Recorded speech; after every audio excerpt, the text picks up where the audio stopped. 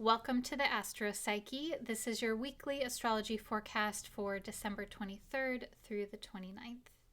This week we have Mercury in Sagittarius still, so we're continuing to deepen our experience of Mercury in Sagittarius, especially in connection with Jupiter and Saturn this week. So a lot of dynamic energy, a lot of contemplations around purpose and meaning, and deepening into a sense of purposefulness comes up this week, among other things.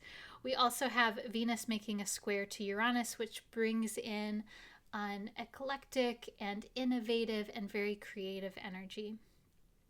My name is Shawna McGrath. I'm a psychotherapist and an astrologer, and I am so excited to share the astrology of this week with you from a depth psychological perspective. So, let's start off with the Mercury-Jupiter-Saturn T-square.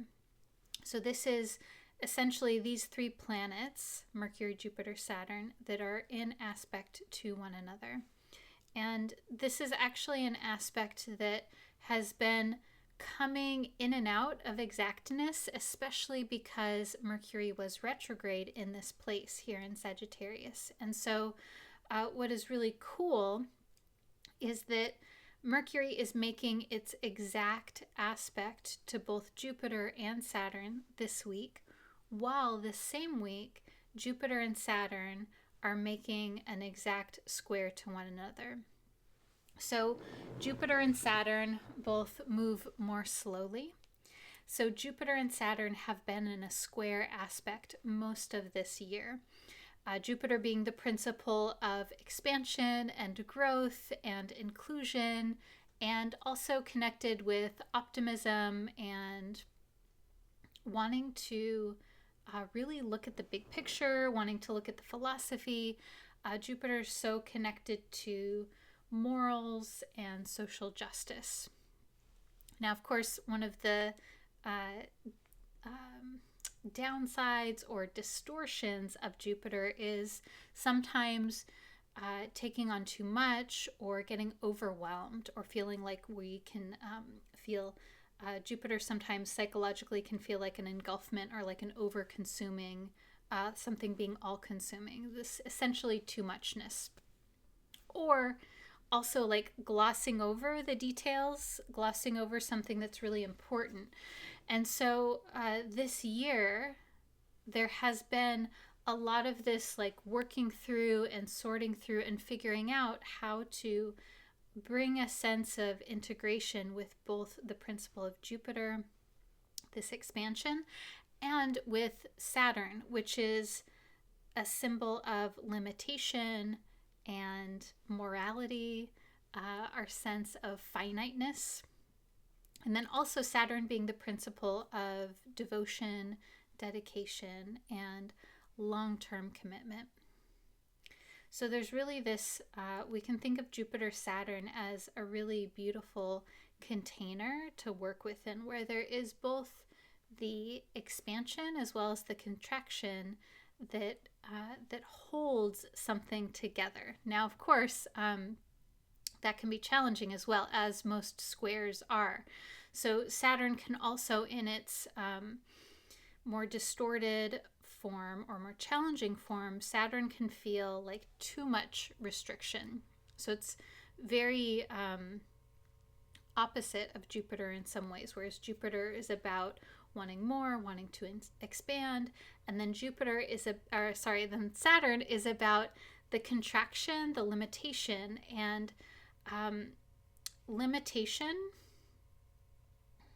containment, boundaries can be very healthy and can actually be very important to feel a sense of safety, a sense of grounding, a sense of security. And when that starts to feel like too much, it can start to feel oppressive or punishing. There can also be a critical tone to Saturn that comes in from time to time. And I think this is especially a possibility when we have Mercury, the mind, the thought process, connected in with Saturn. And so my point in sharing this with you is that over the course of this year, there's been these two energies, the expansion and the contraction, that have really been massaging themselves into our psyche collectively.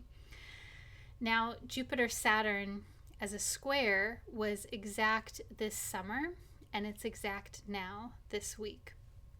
And this happens because Jupiter went retrograde, so it came into the exact aspect with Saturn, and then it went retrograde and moved away, and now it's coming back to this place. So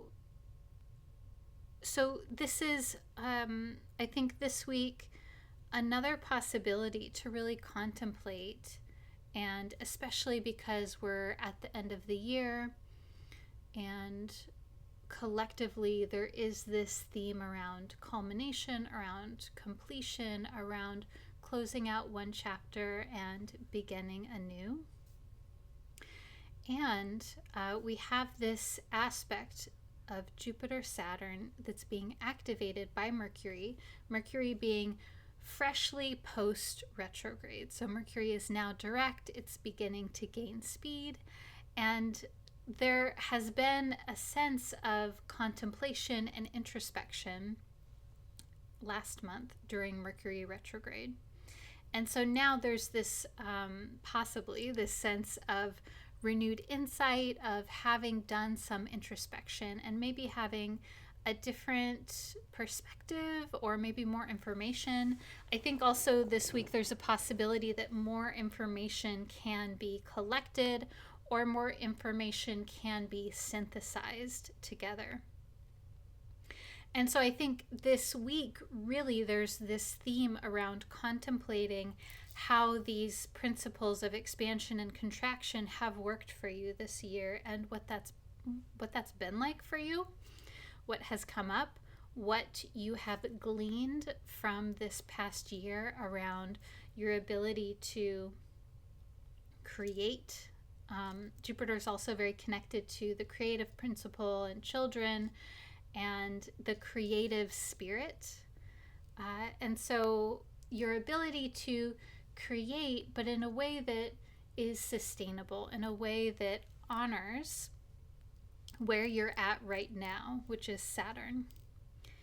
And so so there might be this renewed insight, contemplating the possibilities, contemplating how far you've come. And I do hope that you are honoring of yourself in this process, and that no matter how things have gone or how you've done this year, I hope that you're able to accept some support and honoring and gratitude for yourself for existing through life this last year. I think that Jupiter-Saturn is also a symbol of practical generosity.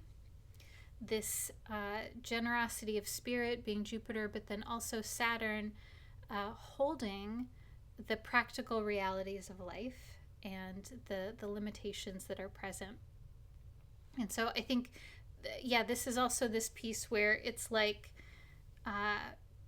contemplating and looking back, and then also envisioning moving forward, envisioning, if you like, the next year and what that may look like for you, and really letting the Jupiter energy flourish. And I think especially this week, because we have Venus-Uranus, there's a lot of creative potential to tap into this week. And so really letting that creative energy flow, and then also honoring the practicality of things, and making space for both of those energies in your life.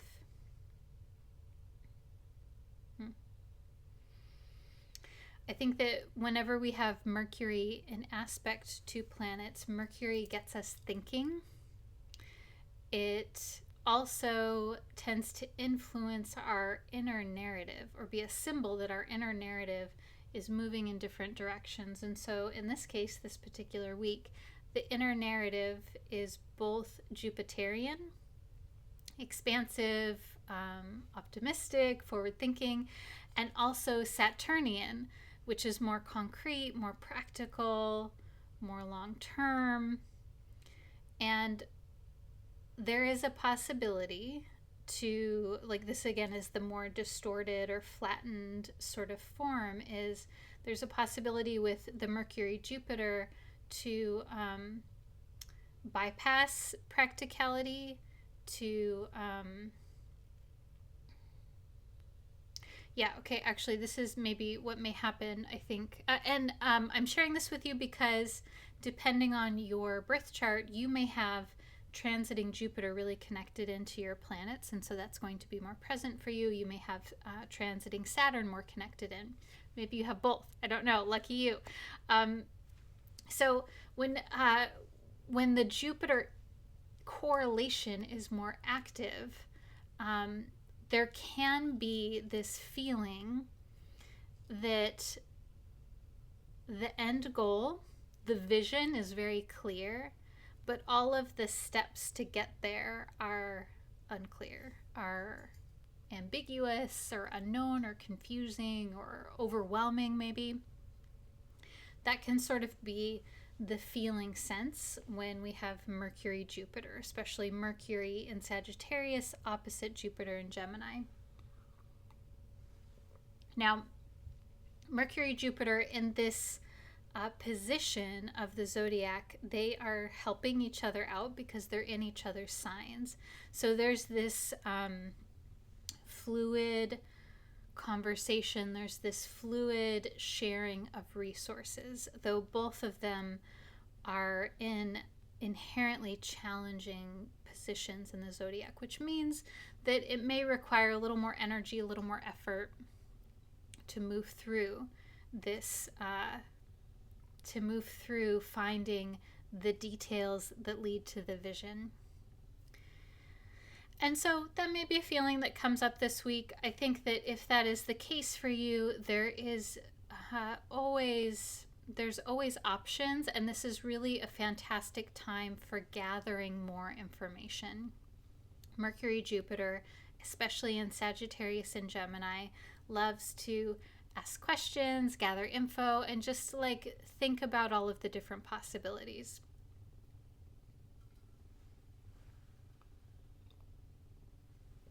Now, Mercury-Saturn, if that is more present, that can look like experiences where there is a more somber inner dialogue and sometimes a more critical inner dialogue. And Mercury-Saturn, there is so much capacity for really being diligent, really thinking things through, and like mastering a plan. I think Mercury-Saturn really complements Mercury-Jupiter because Mercury-Saturn as a combination, there is a diligence and strength of the mind here, but it needs somewhere to go. It needs something to focus on. And so I think for you, if a part of what's coming up for you in general or during this week is this more like critical, and this can be very subtle, it can be more explicit, it can be more implicit. If there is doesn't even have to be critical, it could be like a sense of limitation. If there is a feeling of feeling like hemmed in, or limitation, or criticalness, or like not good enoughness, that can often come in with Mercury-Saturn. There's sort of two ways to work with this. One is to create some space, to create some autonomy, to create some choice. And even if the choices are not choices that you love, to acknowledge that this is what you are choosing over this. Even if it's a crappy choice, it's still a choice that you are making. There's still a sense of autonomy that you have. And then also another sort of pathway in to bring some spaciousness and healing to Mercury-Saturn is to give the mind something to focus on, something that feels purposeful or dedicated, something that is a commitment in a very manageable way. So I would say this week is a beautiful time to, if there's some sort of practice or intention or routine or ritual that you want to start to bring into your life a little bit more. Again, like very, think like as easy as possible, as manageable as possible, but something that can be done over a long period of time. That's really going to give Mercury-Saturn a place to go, an outlet in your life, so to speak. Okay, so yeah, that's what I think. I mean, I also want to acknowledge that this is a interesting week as well, because for many folks, it is a week where there are holiday celebrations, there are religious celebrations, religious activities. There is being in close proximity to family, and also maybe making decisions on how you want to, if you want to, be in contact or proximity to family or friends. And so I think like this week, depending on what's happening for you, I think that there's a lot of big energy that's happening this week, and that some of this may come up via interactions with other people. And the more that you can sort of like notice, I think especially, oh, is this more of the Jupiter influence that's coming in, or is this more of the Saturn? Then that kind of gives us a place to connect in with that energy and to participate with it versus feeling overcome by it or overwhelmed by it. If we can name it, sometimes I think it makes it a little more manageable. So you tell me how this is sitting with you, what's coming up. Again, this is an energy that an aspect that we've really been working with over the last month or two, and so it's not brand new. And there is sort of like with the exactness, maybe possibly a bit of a peak of intensity. And I find when we've had this exact before, and this is like the last time that it will be exact for some time, it sort of can be a little more subtle but still striking. So you notice it, but it's not like a surprise necessarily. So yeah, take that all with a grain of salt. Again, let me know what comes up for you as you're listening to this. And maybe if you listen back later in the week, you'll have a sense of being able to spot where this is coming in for you. Okay, so Venus-Uranus is the other aspect that's happening this week. So I really love Venus-Uranus as a combo. The combination itself is exciting, it's creative, there's a uniqueness, there's an emphasis around authentic, creative self-expression. Venus-Uranus can also be a sense of feeling distance in our relationships, or feeling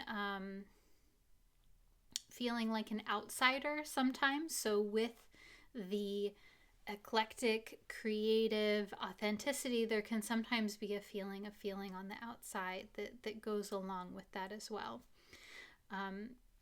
So Venus, of course, is the symbol of relationships, beauty, attraction, also a symbol of our experience of femininity, of women, and what that means. And Venus can also be connected into values, money, self-esteem, all of the things that sort of, whatever our concept of relationships, beauty, and attraction, the things that sort of underlie that, like what it is that we value, how we value ourselves, and what that means about our concept of beauty and attraction. And Uranus is the change maker. Uranus is about taking something that has been in existence and radically transforming it in a way that is often surprising, unexpected, and very dynamic, and feels sort of like instant. Maybe you've had these experiences before where something changes and it's such a shock, and it's like this change where it's like something gets let out of the box or something gets said, and then it can never go back to how it was before. This is the energy of Uranus. And so Uranus can have this quality to it that is surprising and shocking. And with this combo together, there is this quality of surprise and excitement and delight in relationships. There is this quality of creativity, of spontaneous pleasure and enjoyment, Venus being those qualities as well.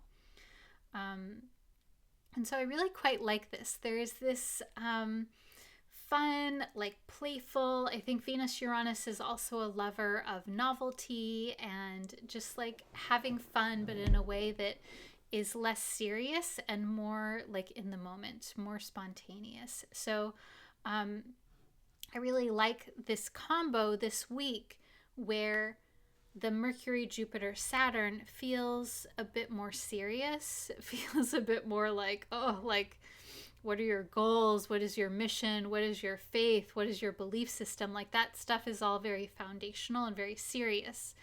And so Venus-Uranus this week that's active along with that energy brings also a sense of lightness and spontaneousness, and maybe there is potential for receiving some new insight, some new awareness, some transformation through your relationships, or maybe very literally through experiences of the feminine, feminine people, women, or the arts or beauty or aesthetics. Venus is also this, like, the state that we just feel pleasure or enjoyment around, things that we enjoy and feel pleasurable. And so Uranus really energizes that. Uranus is like, yes, let's have fun, let's play, let us have a good time. So very different energies, right? So it's this week it's this mix together. And again, depending on what's happening in your life and how this is keying into your birth chart in general, that's going to tell us a little bit more about what may be more present for you, more highlighted, more in the front burner versus the back burner. And I think also, I'll say this, I will say, so nothing happens in a vacuum. And by the time you're watching this, you're probably already feeling the ramp up, the lead up to this energy. And I think that especially if we have a practice of tracking the astrology, even if it's simply watching these videos or listening to other podcasts from time to time, you start to notice the subtle feelings, the ramp up in energy. So you may already be feeling this, and you may already be feeling what energy is going to be more highlighted for you this week. Now, of course, Uranus is the principle of surprise, so there might be this element of delightful surprise this week as well. Also, a minor aspect with Venus is that Venus will be making a sextile to Chiron in Aries. And so I like this also because there's this subtle opportunity for helping, healing, support, or for you to be a helping, healing, supportive presence for someone else. I don't think I said this earlier, so the Venus-Uranus is in fixed signs, so it's Venus in Aquarius. Venus is continuing to move farther away from Pluto in Aquarius, getting a little bit of space and distance. And so I think also we can think of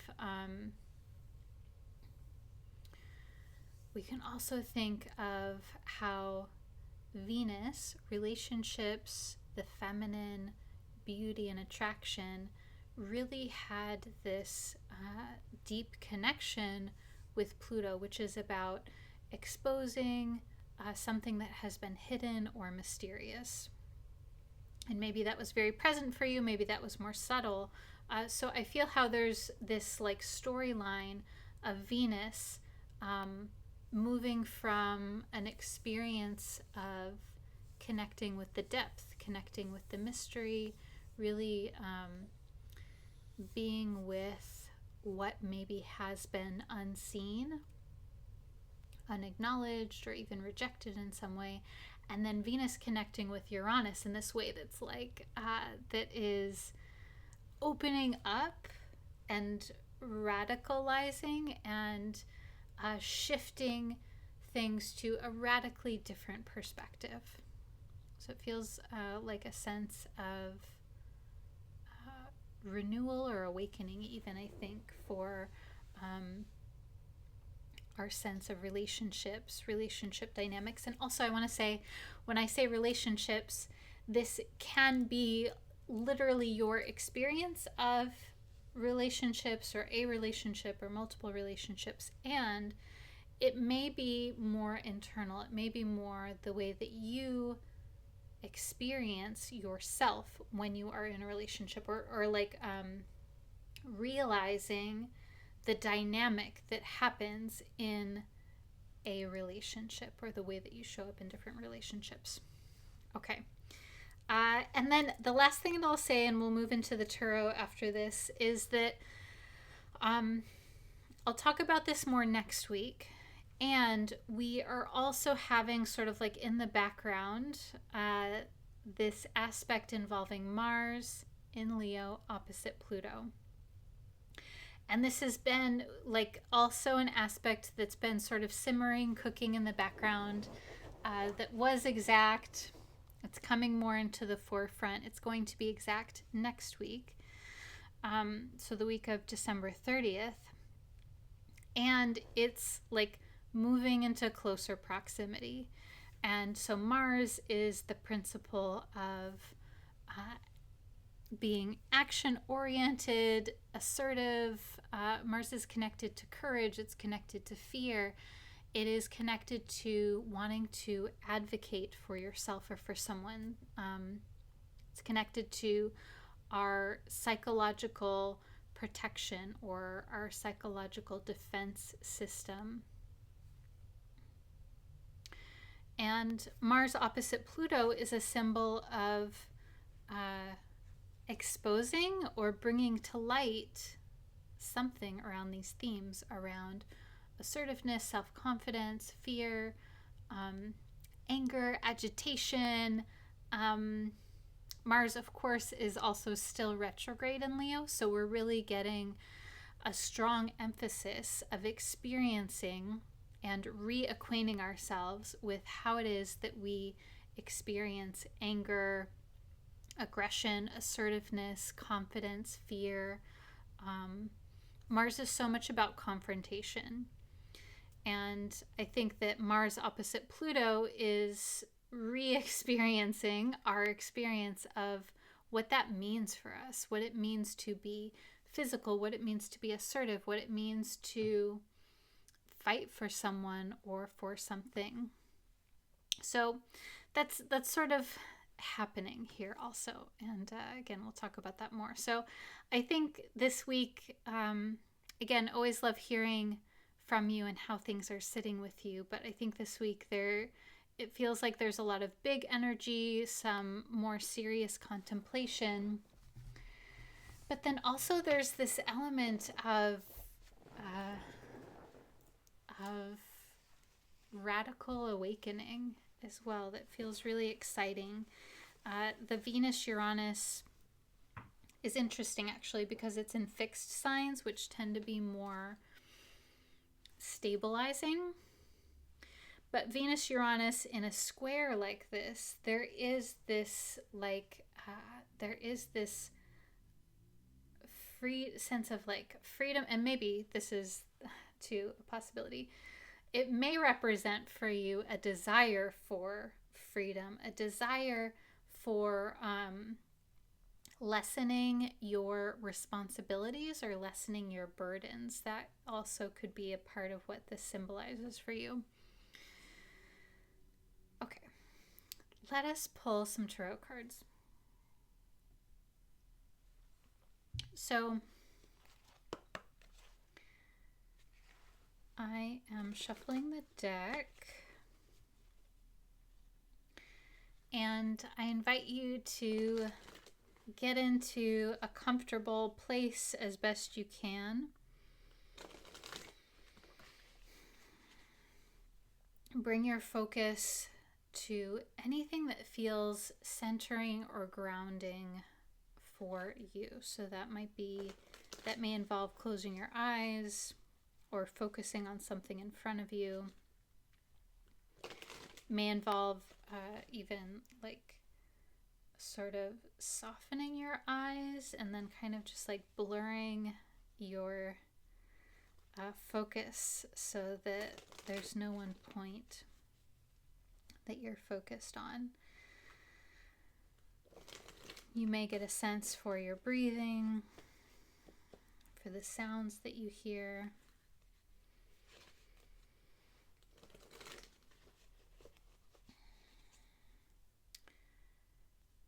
And here, an invitation for you to imagine yourself contained within a beautiful sphere of light.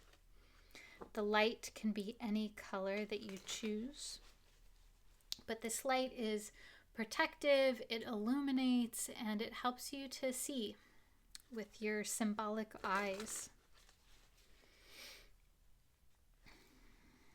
This is also a really lovely time to invite in the presence of your spiritual guidance team, your ancestors, angels, whatever your relationship is with a benevolent, supportive, guiding force.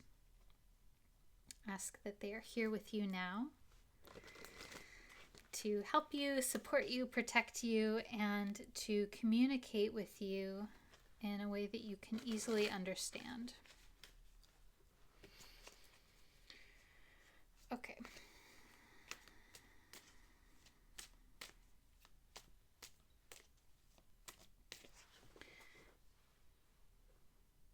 You may also wish to pick a number between 1 and 3 to have whatever card that is to be special to you.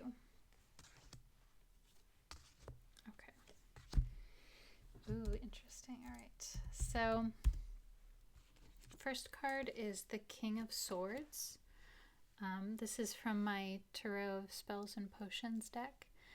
And in this deck, I love this card. This person is sitting in what looks like a room, but it almost looks like they're sitting on top of some sort of like circular vortex kind of thing. And they're just sitting cross-legged, and they have this really beautiful full fishtail braid, and they have like a witchy kind of hat on, and they're holding a sword. So King of Swords tends to be about leading with your voice, leading with your words, leading with your message. And it is a position of influence, a position of impact. And it also represents self-confidence, this feeling of, like, I think of the King of Swords also as like a sense of vitality, and especially a sense of vitality around your ability to express and to speak your mind, to say what you think, to say what you feel, and to do so in a way that is where there's an awareness of the impact and the influence that you have on other people, that what it is that you have to communicate, whether it's the things that you think or the things that you feel, whatever it is, that is important, and that by sharing your voice and being aware of how your voice impacts other people, that cultivates this sense of vitality and confidence, and really like this sense of integrity as well.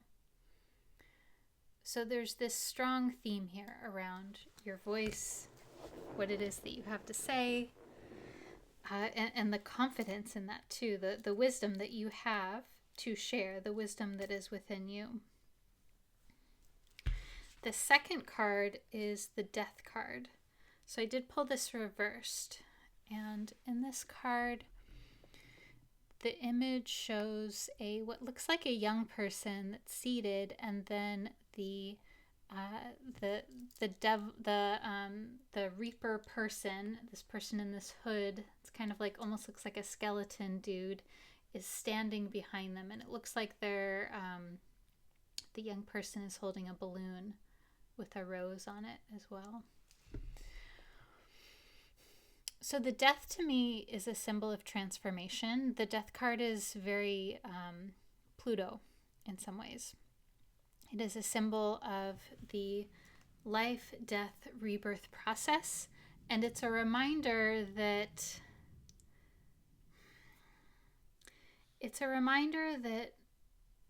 everything changes, and that sometimes things need to like decompose or transmute, or they need to sort of become something else in order to continue on in the life process. I really think about alchemy when I think about the Death card. Alchemy being this process of different materials transmuting through fire or heat or air, being introduced into those things. And so there's something here that is being transformed, that is being transmuted. The Death card is often, like Pluto, can be this like sort of subtle yet intense experience of transformation. It can often be experienced as internally letting go or making peace, or even like the frustrations around something that is transmuting or falling away. When I pull this reversed, it can mean a couple of different things. It can mean that we're unclear about what is being transformed. We're unclear about what it is that's falling away, and it's like, what is it? We're sort of like maybe figuring that out this week.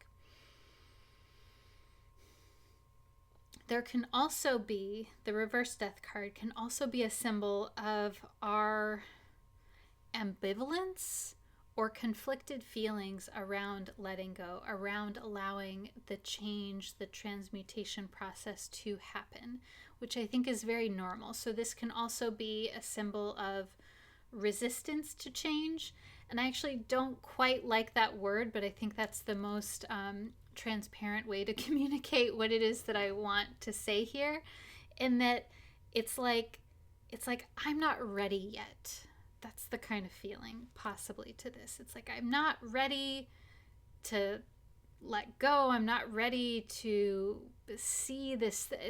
There's a not readiness. And I think it's really important to honor that and to make space for the feelings of not readiness. And yeah, I'm wondering what is coming up for you around this symbolism of the Death card and of this theme of something being transmuted or something falling away, especially that we pulled the King of Swords first. So there's something that's falling away, but in that it's connected in with your voice, your confidence, your ability to claim your place. And I don't quite know what it is. It might be a transmutation of your maybe of your mind. Maybe there is a, this feels actually very Mercury-Jupiter-Saturn. Maybe there is a belief system that is being transmuted this week. And maybe it's not quite clear what that is yet. Okay, the last card is the High Priestess card. So the High Priestess also feels very Plutonian in a way to me. The High Priestess is a reminder of the mysteries of life. It is a symbol of all that we do not know, the things that we don't even know that we don't know. Of all the tarot cards, this is really a holder of the theme of the unconscious. And the unconscious being this, so the unconscious can come out through our thoughts or our behaviors. We can have emotions or thoughts or behavior patterns that are unconscious. And also, I think of the High Priestess as sort of like this reservoir of the unconscious, and that it's sort of like this place that we can go to, like a wild forest. And so I'm going to feel, if you'll hang in there with me for a minute, I'm going to feel into this card and this combination, because this card is so distinct in that it's often a reminder that we can't figure everything out through our rational, logical mind, that there is so much that we don't know and so much that we may never know, and also that we can connect in with this quality, whether we call it the unconscious or the mystical or the divine. We can connect in with this through being still, through being introspective, through being inactive, through connecting with that which is mysterious, following the sense of the intuition, following the things that are more feeling or intuitive based versus logical and analytical. And so as I'm looking at this combo, what comes to mind is that there is something here around you taking up space, especially with what it is that you think or say, how you communicate. Like, this is very Mercury. So there's something here around your taking up space, and that it is being transmuted, that there is a transmutation that is just maybe starting to happen, or maybe it's already happening and you're like, oh, I don't quite know how I feel about this. Maybe there's some ambivalence. And we want to honor that and know that that is your psyche trying to protect itself. And so we want to understand, if that is your experience, we want to understand what's going on there. We want to ask, like, why is there ambivalence? Why is there why is there maybe fear around change? Why is there fear around transition? And then from that, like from this transmutation process and from this inquiry, that there is a deeper connection, that the high priestess illuminates that there is something more for you to connect in with here, that there is a deeper awareness, a deeper understanding, and that there is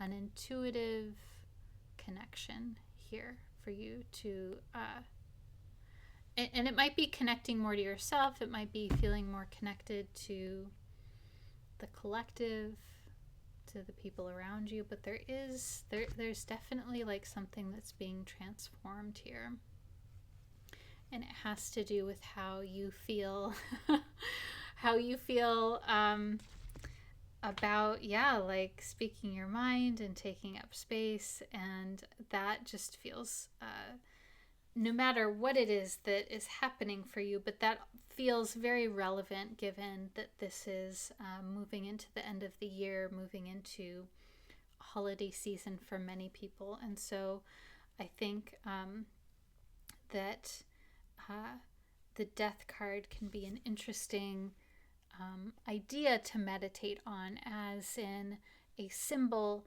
of the life, death, rebirth process, and that there is this continuous cycle